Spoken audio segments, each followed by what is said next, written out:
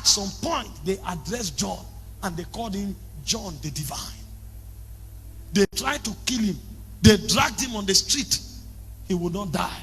They threw him into boiling oil. He would not die.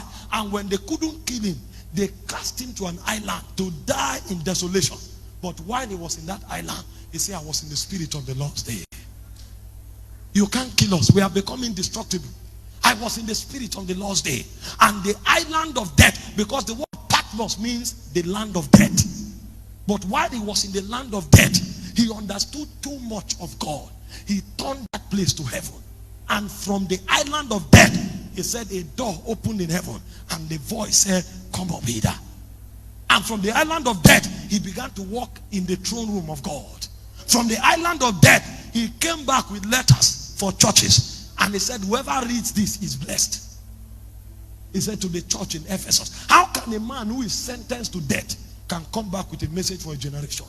He possessed the wisdom of God. That wisdom in the life of John made him invincible. You couldn't kill him.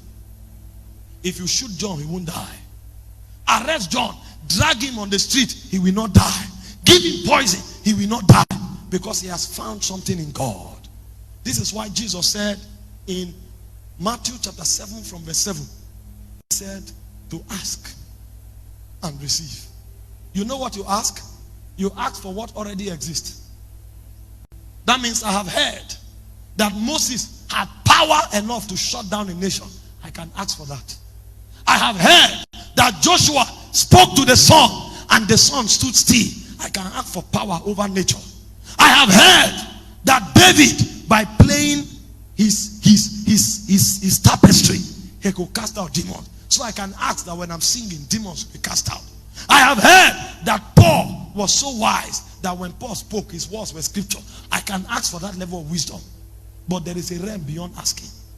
That means every generation that comes after has the right to receive and to know more than the preceding generation had. Because he said, don't only ask, he says seek. When he says seek, seek is superior to asking. You ask for things that are known. But when you seek for things that are unknown. That means the virgin dimensions of God are open for humanity. So thank God for what Moses saw. Thank God for what Elijah saw. Thank God for what Paul saw. But there are dimensions beyond that. Did you not read in the Bible? Jesus laid hands on the sick, they recovered. Peter did not lay hands. He laid shadow. Because there is a realm beyond what is known.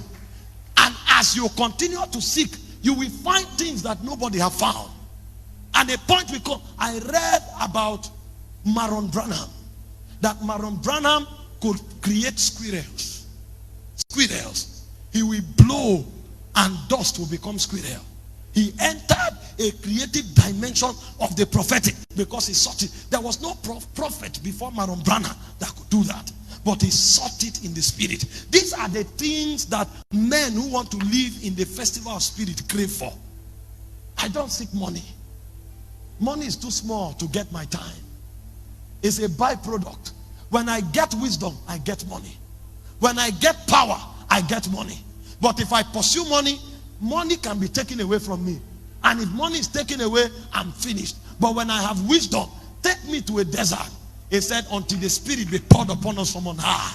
He said, the wilderness can become a fruitful field. A fruitful field can become a forest. Men who pursue what men give are not wise. In a spirit festival, we are seeking our divine side. What is the divine element locked here? There is a wisdom somebody needs to permanently shut down sickness in the world. And the whole world will come looking for him. When we are praying, it's not a religious exercise. When children are praying, they are bragging that they are speaking capital letter tongues. When children are praying, they are doing posture. When men pray, they seek things that are in the heavens. When men pray, they seek things that mortals have never seen. Because those things becomes their true advantage. Most people came for this meeting today because they are hoping to receive an impartation that will make them prosper. For how long can you keep such impartation? For how long? If a wisdom hits you here now, you can sit in a bar and the whole world will come looking for you. If a power comes on your life now, the whole world will seek you from a bar. It will become difficult for you to spend 1 week here. Men will call for you to the biggest places in the world, and they will be so honored that you came.